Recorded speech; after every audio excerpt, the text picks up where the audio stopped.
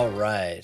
Right before America's birthday, we're very pleased to not only be back, but have somebody who is near and dear to our hearts for a very specific reason. I know I lead off a lot of shows with this specific point, but Mr. Eric Swartz, you are in the company of two folks whose names are routinely butchered. I know it sounds ridiculous, but my name, Kyle Lawrence, you would think is easy enough, but no, it gets just run through the meat grinder repeatedly. Moish Peltz, it's impossible for people to get it right. Moisha or any derivative thereof. How many times in a given day does somebody mispronounce your name? It's every time it's said. I don't mean to laugh, but I've never had like a huge. I'm not that guy, so like I just kind of let it go, and I think it's fine. Like I am Jewish, so it doesn't bother me that much. I guess that's fair. Well, it's, if I would go to Starbucks or one of the places where you give your name, I stopped giving the name Kyle because invariably I got Kyle. I got one that was Cyle, which is Sile. It's absurd. So I started giving James, but then I would forget that I gave them that. So they'd be like, James. I'd look around. There's nobody there. It's a real curse, man. So we're brothers now. I feel this. This is good. I agree. I mean, honestly, like the connection is real. Yeah, well, may the Swartz be with you. And with that, I will lead us in. Very, very pleased today to have Eric Swartz. Eric is the founding general partner and general counsel at Panther Hollow Ventures, a New York-based closed-loop investment platform focused on the institutional infrastructure layer of digital assets. We're going to talk a bit about that in a minute. He also serves as the chief strategy officer and general counsel at Counsel.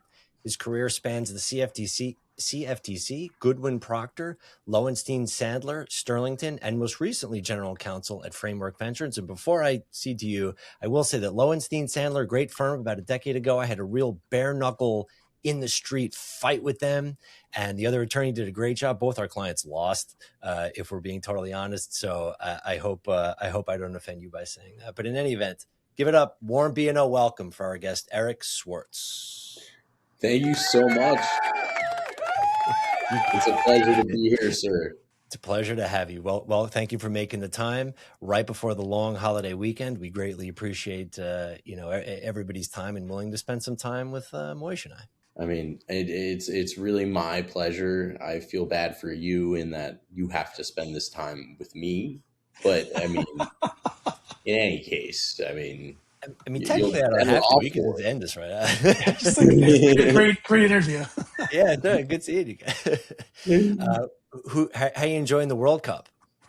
I mean, honestly, like we have been so busy that we have like kind of descended into our own little like private sphere where the World Cup doesn't exist and, nice. and all sports ball related things don't exist. Because my partner is Peruvian and not particularly into sports. She's very like spiritual and into like meditation and the like, and so am I, honestly, but like not like as outwardly as she is, although she's getting me to come around a little bit more about it. I did mention it here, of course, but it's been fun. I mean, we've been doing a lot of hiking, doing a lot of working on literally like a lot of the regulatory analysis around the products that we're building, around like the architecture from a cryptographic like ecosystem and also technological perspective. So like architecting the ecosystem in such a way such as to produce kind of similar trading activity to what exists in traditional finance markets today. And the way we've sought to do that is to essentially provide multiple venues for rates and derivatives protocols, under collateralized lending, over collateralized lending, repos, sec lending, and all derivatives, including FX, are our target market size being about a quadrillion less 200 trillion of equities. We're excited to even say that out loud. When we say bringing a quadrillion of value on chain, we We mean it here at Canton. And I mean, we have the shirts to prove it. Oh, there you go. Whoa. Quadrillions. There you go. You nailed it. That's awesome. Kind of I want mean, one. they made these. I think they're amazing. Like, it's one of my favorite shirts for sure. But I figured I'd show off the Canton swag and the Canton ecosystem, given that we're about to launch our Canton Cohort 1 Accelerator here in August. And applications are open. So if any folks want to apply, we'd love to have you. We'd love to build the future of finance together, bring a quadrillion of value on chain, like the shirt says.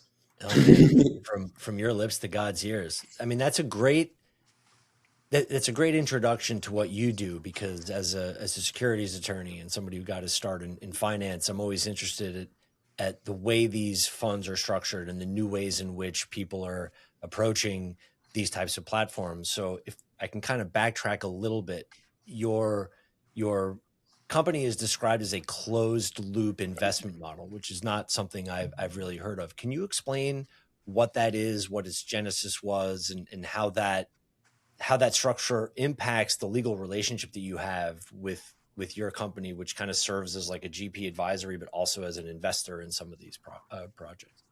Yeah, we do control deals that are so. I guess the way we deal with our conflict issue as between the accelerator and the fund model is also a way that we help market the fund, which is that the actual accelerator is owned by the fund 100%. Mm-hmm. Less whatever any kind of side deals with the related ecosystem or its major participants. So that's really how it works. What does a closed loop investment model mean exactly? How'd you come up with that? What does that mean? I think Jacqueline came up with it to describe what I call really just an interrelated thesis, like using a hedge fund and venture fund to express a thesis in a specific way across various ecosystems at the right time, exactly when the institutional financial activity is starting to come on chain, get in front of it, build out an entire ecosystem across multiple networks for these exact types of transactional activity, so that we can then really focus in and develop a front end that is, I would say, Bloomberg equivalent, or at least parity in terms of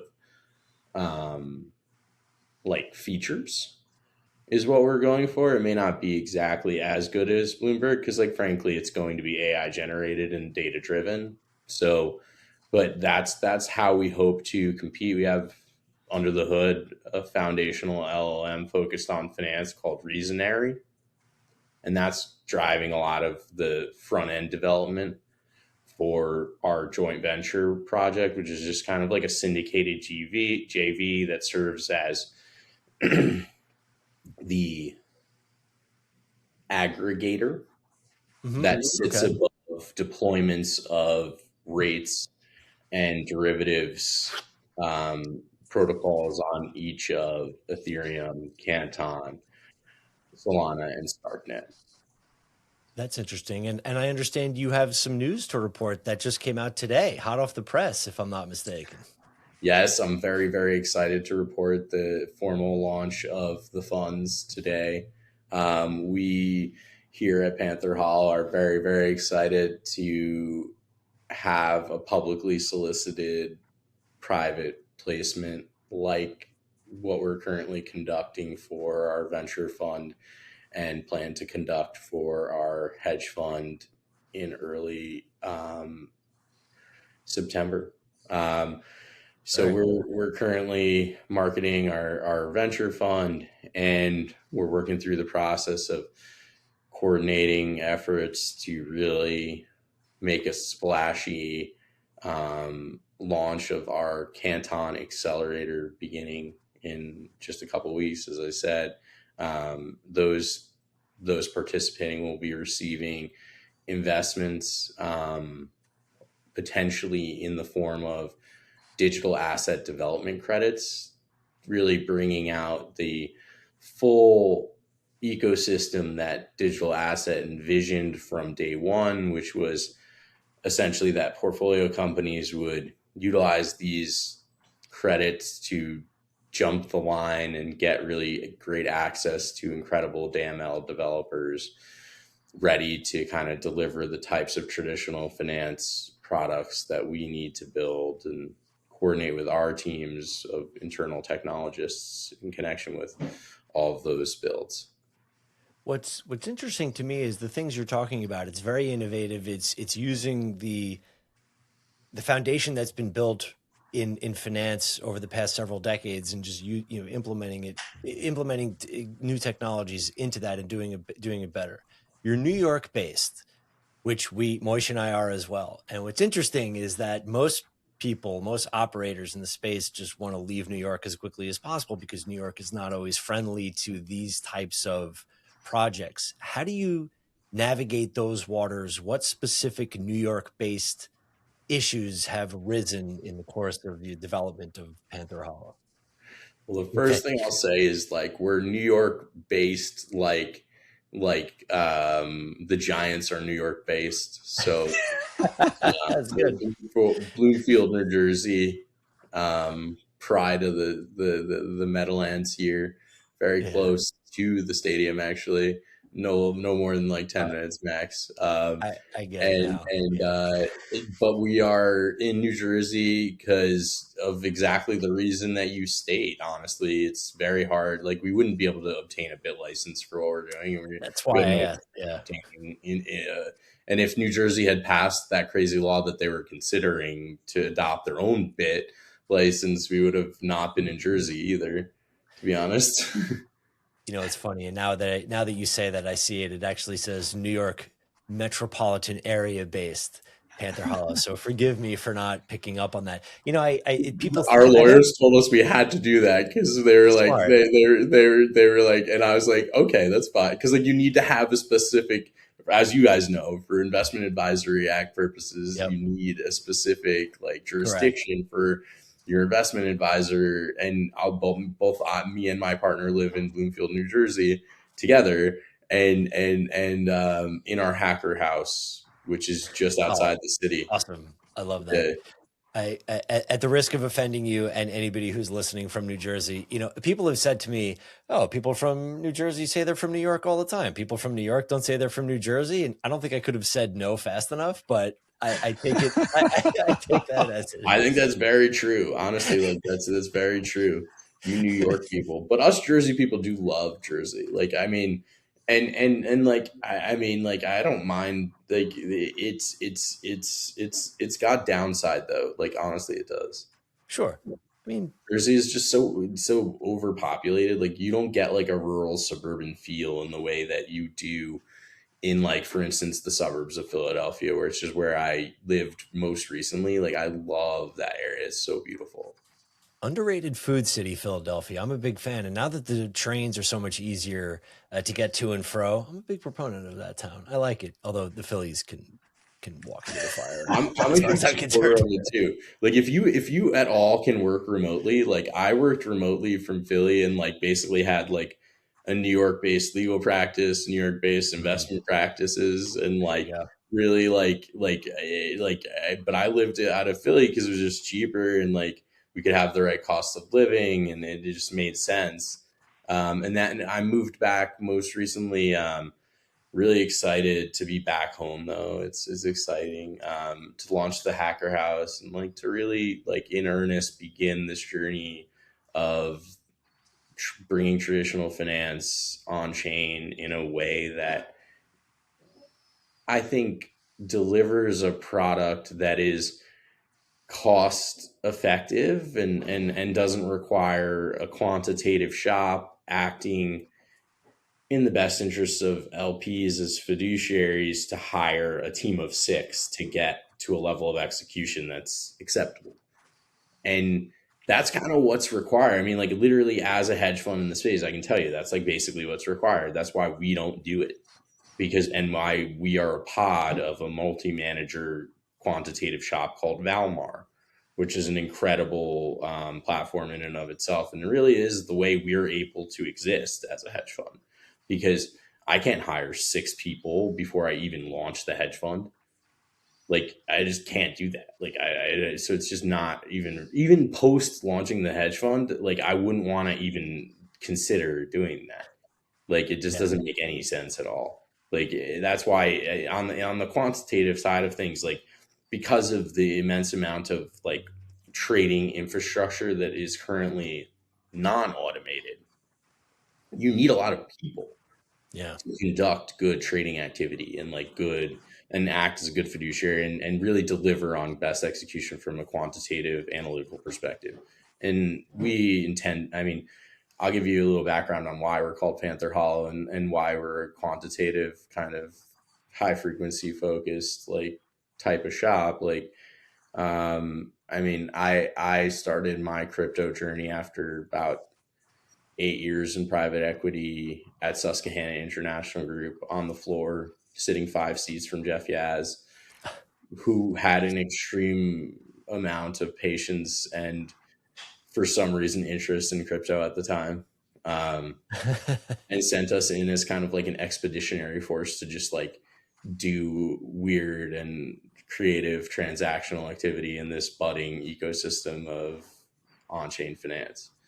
And it was just incredible. I mean, we as a team, there are heads of major market makers, myself, GPs of funds, major digital asset holding company CEOs and the like from that team that was established that launched back then. And like, in many ways, I think of it as kind of like our version of the PayPal Mafia. Like, that team was so action packed, and just so right in the right place at the right time. Like, it was just uncanny. Like, we got to see a level of infrastructure and institutionalization during the pre-FTX crash bull market that was super unique. Like, and we had a level of access that was super unique. Like, we just like had obviously a giant financial institution's level of access. So we saw every deal, did every deal that made sense, including suing Aptos at the time. Nice. Like, well done. Pre-seed, right? So like, really like the bottom. I mean, like, even we'd be making money probably even now. You know what I mean? And I'm sure that they sold well before now. But yeah, like, just like really incredible opportunity. Sat on the floor, like I said, and we did a lot of. I did the legal for their venture and liquid portfolio, and eventually started doing a lot of the research for the liquid portfolio around literally like making events-oriented bets with respect to very cool. the results of regulatory and legislative announcements. And we made a lot of money on those. I'll tell you that much. Like, that was by far the most exciting thing. And I think we printed rooms full of cash using that strategy. But like, it was very unique. I mean, like, we had a uncanny, like, I was just obsessed with the space. And so like, I would like see like, oh, this is coming. Like, I would be like working out in the morning, but like, I'd be like watching things. And then I found, for instance, like, I read the Biden executive order on crypto and saw how positive it was, and told them at like, I don't know, like 6:02. And we achieved like an 8% accretion or something like that, or had the opportunity for an 8% accretion in that time window.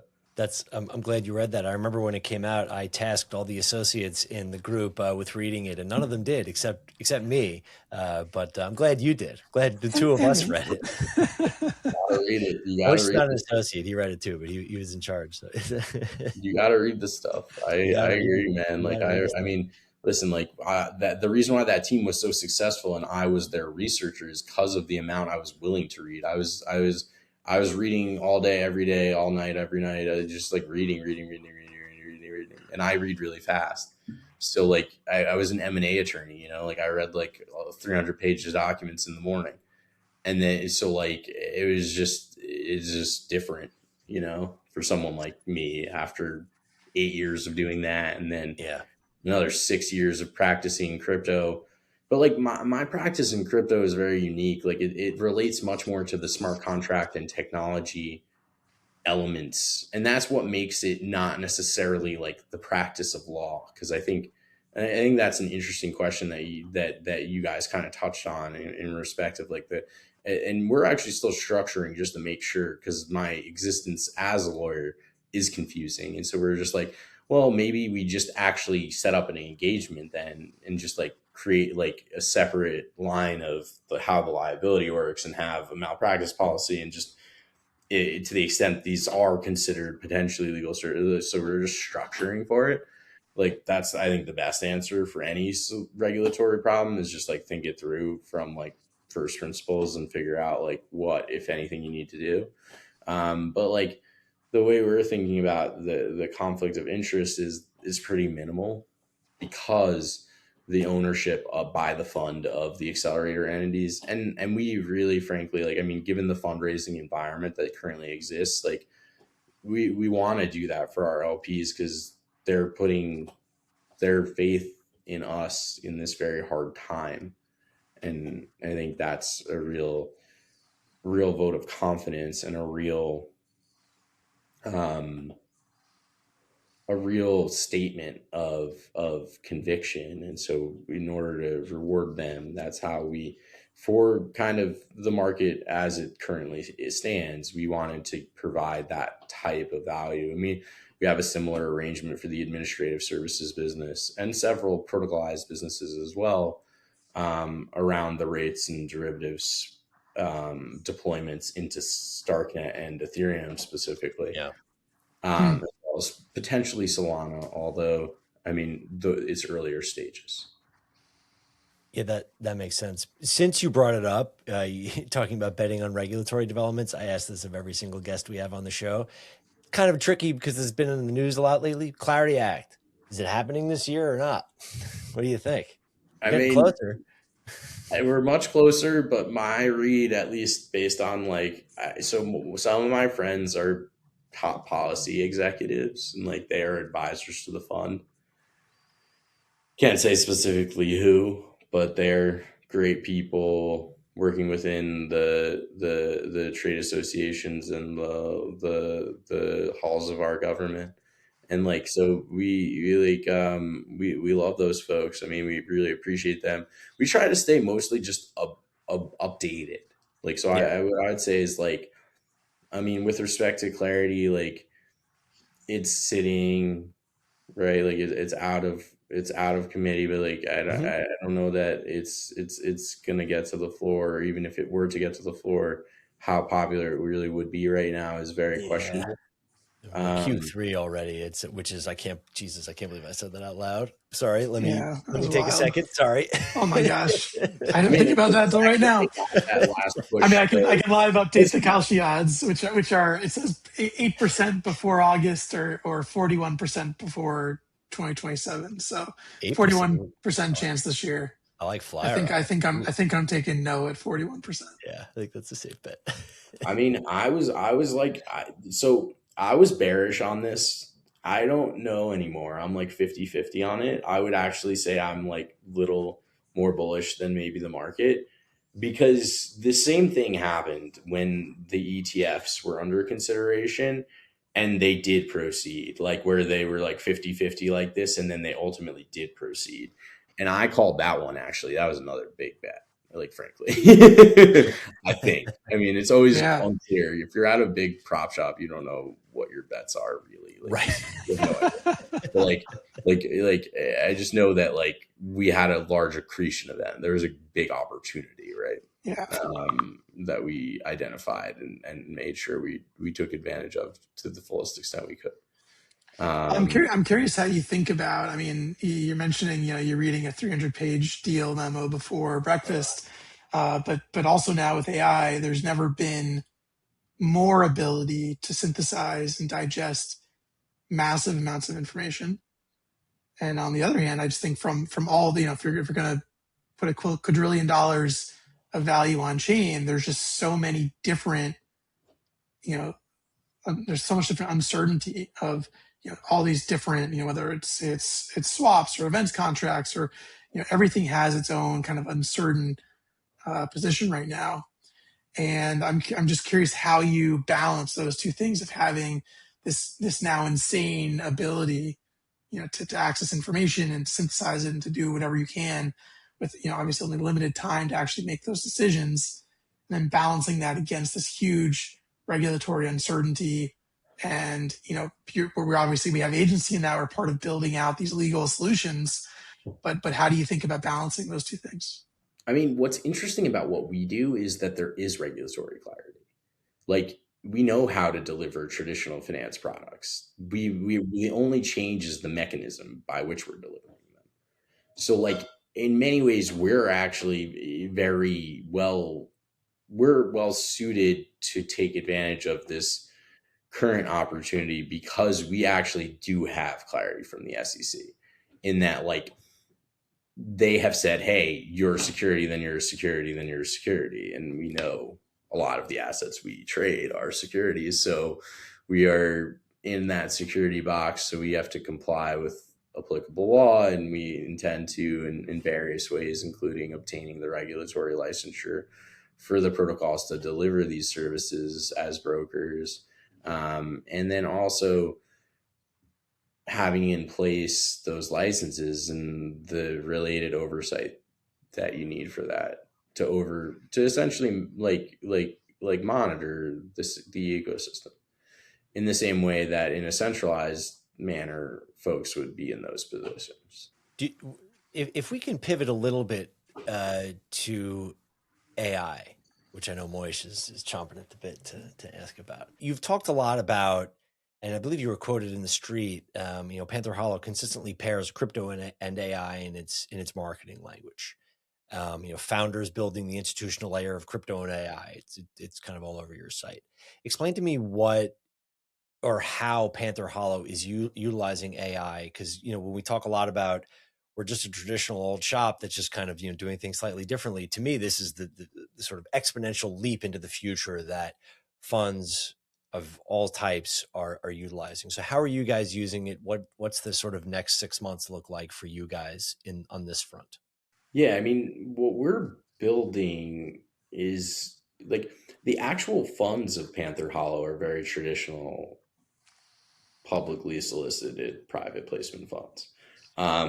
So the funds themselves are not super interesting or tokenized or anything like that. But the way our products work, like the real underlying products, like the protocolized businesses into which we invest and accelerate and in some cases control invest,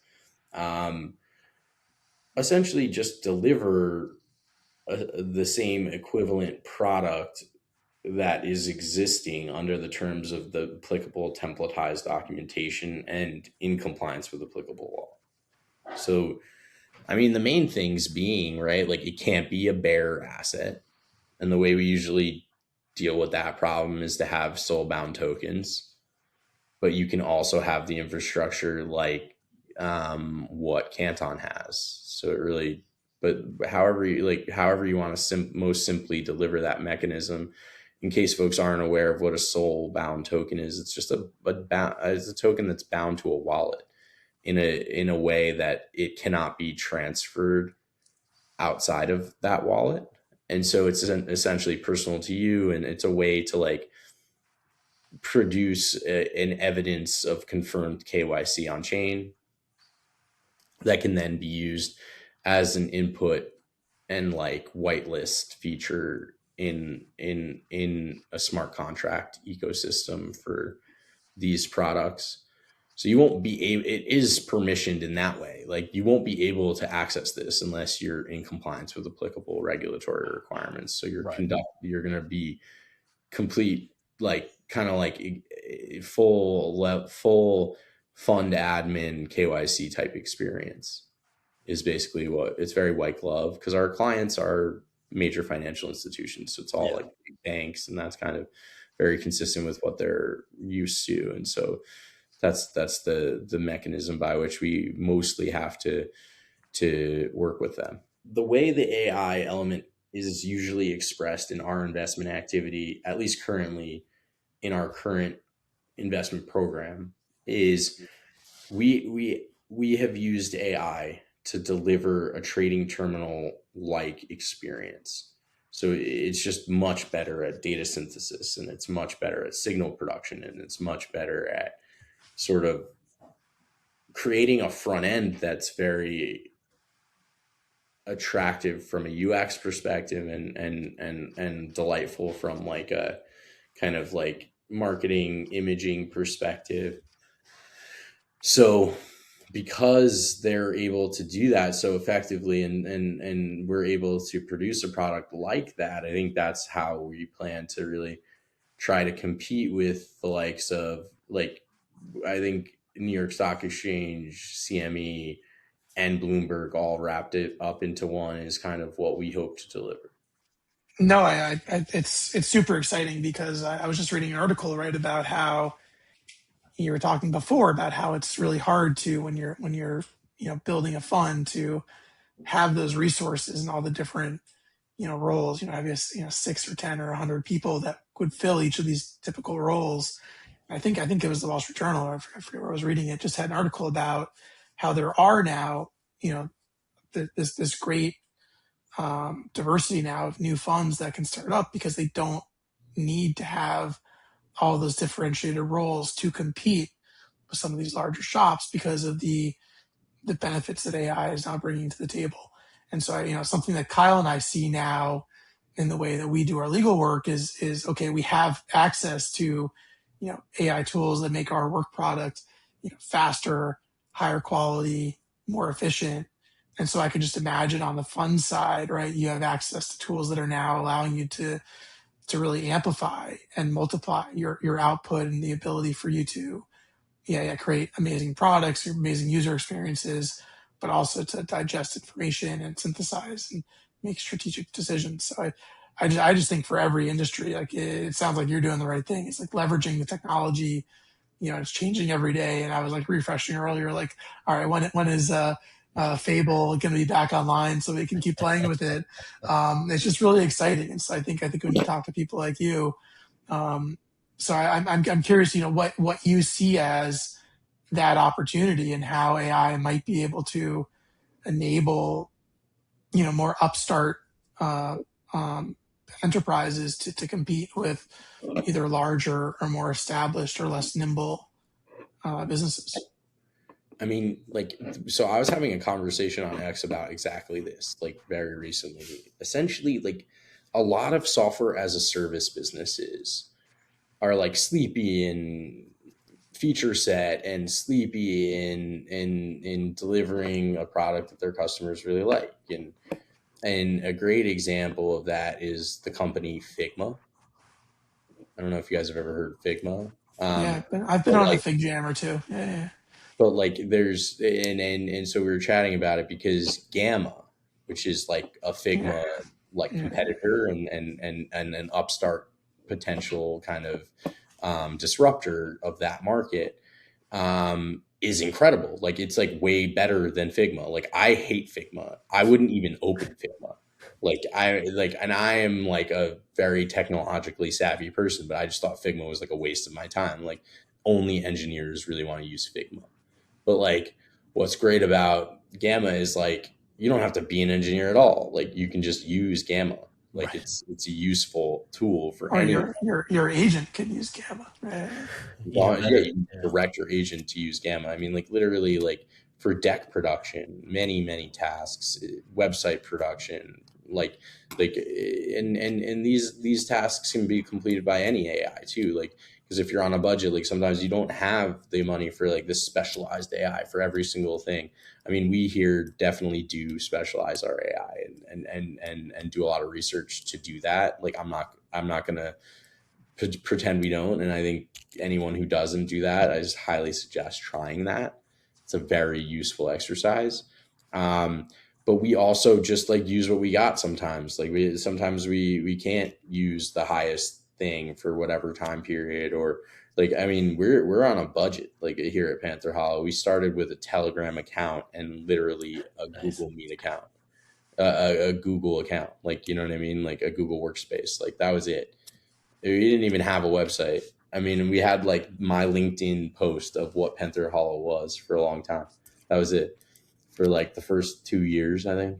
And I took that down pretty quickly because I started marketing myself as an attorney again after we had that first successful accelerator, because it takes a while for these things to come to market, right? Like you need to come to fruition. And I didn't yet have the ability to market my track record, which is essentially that, other than kind of the research activity for the liquid desk that I told you guys about, that's more relevant for the hedge fund, of course. The venture side, we took that a zero cost basis investment. So like providing legal services like you guys do.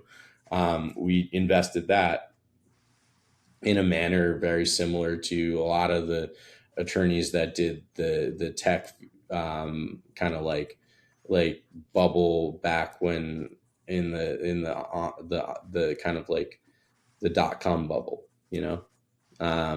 So we're just trying to take a lot of interesting opportunities, and we got one particular opportunity called Water Cooler Studios Inc., which was an incubated project that we had about 3 years ago. We accelerated them. They would go on to receive investment from Fidelity and Brevin Howard and launch a liquid staking protocol on Monad called Counsel, and a lending and securities lending and protocol on Canton network called Cenote. Well, probably one of the hottest financings in crypto in quite some time. I ran it like a private equity auction, and it was incredible. I mean, I think the participation level was quite exciting. We had 30 participants. That's cool. Maybe like 9 leads. Like it was like a real true auction. It was really nice to see the space come to a place where you could actually do something like that. I mean, honestly, like I don't think we could have back when I was sitting on the floor at SIG. So we've really come a long way. You know, we're talking about new developments and new ways of doing things. And when Moish, you were talking about AI before, my mind just wandered back to the salad eating halcyon days of going to the printer. And I know I'm dating myself by saying that. And while, yes, it's cool, we could be more efficient and we could do things so fast, but there's something magical about going and sitting in the printer's office for 5 days while you work on an S1 and try and get the paper slotted in the right spot. I do miss that. Oh my gosh. I get that. I mean, like I miss Thank you. Like I miss holding a merger agreement in my hands sometimes, but I left that world behind me when I came into this one. I'm like, we all did. I don't think those shops I'm are a even digital open anymore. reviewer now, man. Yeah. Did I tell you this? Mm-mm. I'm straight up track changes only. Nice. I went over, I cut over about 5-6 years ago when I switched into crypto. I was like, it just was too much paper. Like being a venture lawyer is different than being an M&A attorney. Right. Like you only have like 3-4 documents you're really working on as an M&A attorney at any given time. As a venture attorney, I'm working on like 700 at any time. So like, you know what I mean? Like I recognize the practical or the impracticalities of going to the printer, but doggone it, I just miss those folks. They don't exist anymore. I mean, listen, I had that fancy part of my career in my 3-piece suit days, you know, like I loved it. So don't get me wrong. I'm so that person. I'm easily corruptible. But like I loved private equity, and I still have very close friends in the space and growth equity, and honestly, they're getting very interested in the space. They're coming to our events, talking to me about it, like either in LinkedIn or like in various ways. So like, to be honest, like it's just vibrance. That's what I would describe it. Like, especially around the Canton ecosystem specifically. Yeah. I mean, Canton has really just come in and disrupted traditional finance, right? Like in the way that crypto was always had always had potential for, but never would deliver on because they didn't have traditional finance market experts at the helm, like actually evaluating the underlying infrastructure from a regulatory and mechanical perspective. And then also from like, just generally from like a high frequency trading perspective, like there's just so many things that a company like Digital Asset can do that are way, way preferential.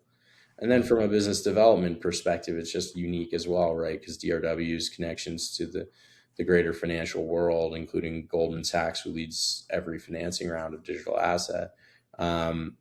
So, I mean, it's just an incredible ecosystem. We, as an accelerator within the ecosystem, feel really, really honored and are very, very proud to be a part of what DRW and incubated in Digital Asset and what Digital Asset put out into the world in the form of the Canton network, and is now led by our close friends at the Canton Foundation. So we love the team led by Yuval, who's a close personal friend and mentor, and someone whose opinion we really value, frankly, as we try and build these traditional finance products, because the first layer of infrastructure that they've built is so thoughtful that it's just a good jump point from a mechanism perspective of getting up to date so that you can then build out these smart contract ecosystems that I'm describing, which in many ways are honestly simpler on Canton because of the bilateral nature of how the network's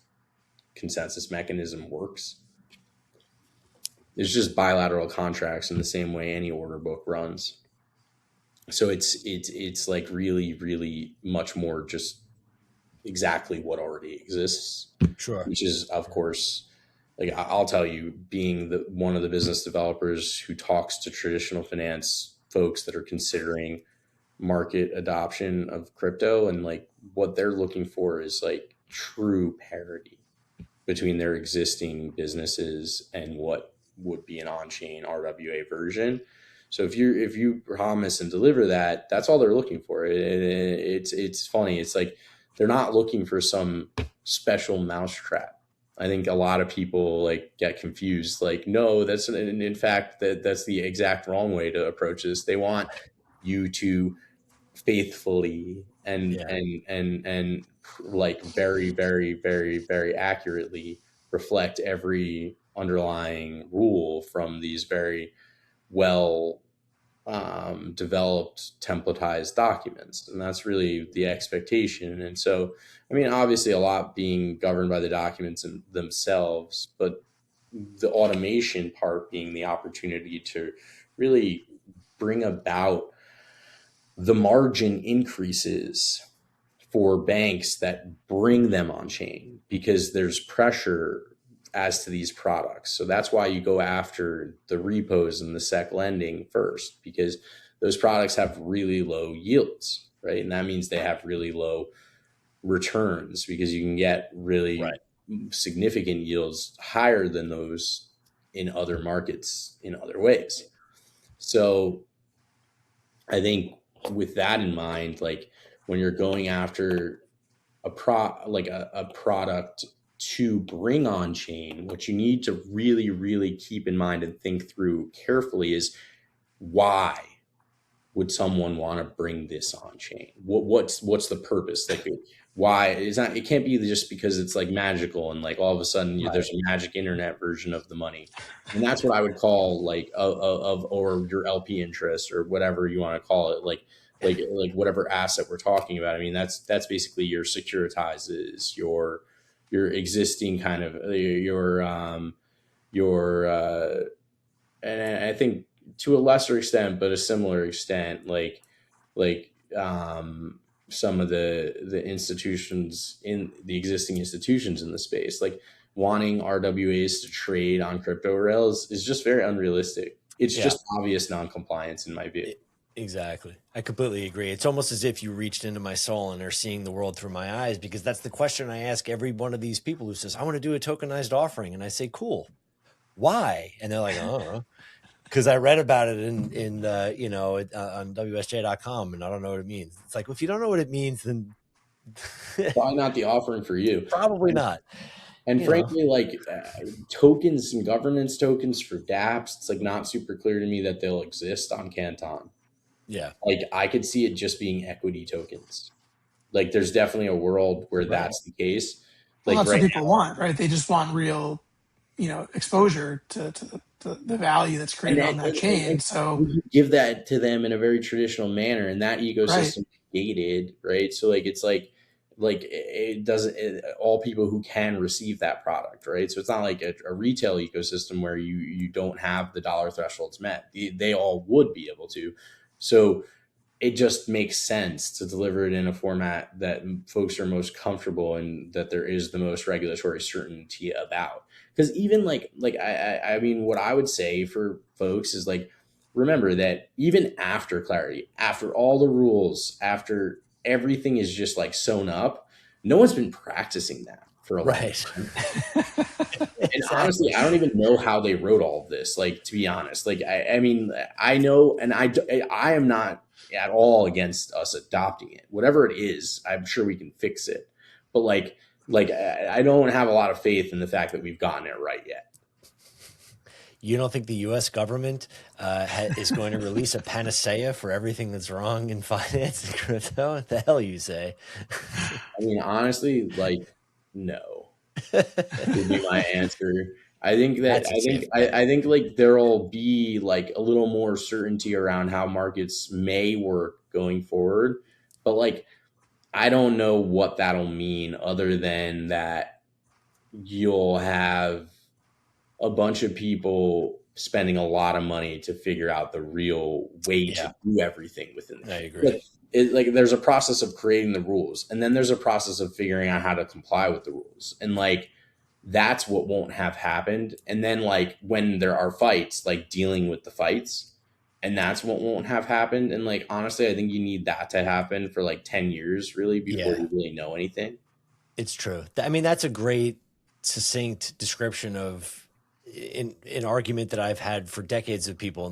This is not a political thing. It's like, well, this statute passed, therefore everything is fixed, or this statute is wrong, or it got passed and nothing got fixed. And I was like, well, it literally just got passed yesterday. It hasn't even gone to an effect yet, let alone have there been any results of it, let alone enough results for us to study and determine what was right and wrong. And that just gets lost these days with the instantaneous nature of how we get our information and the instant gratitude that seemingly everyone on the planet needs every time they do anything. It's a hard needle to thread. I mean, honestly, I have this argument with Kyle Samani on X all the time. I'm just like, why are you trying to be a lawyer under the Clarity Act already? Which, by the way, I don't even like the iteration that we're talking about today. Like, I've seen like 70 versions of that. Right. Like I at this point, like from the earliest versions that Lum has put out. So like, what is the point of all this? Like, I need to like have a final situation before I feel like even that it's relevant to discuss anymore.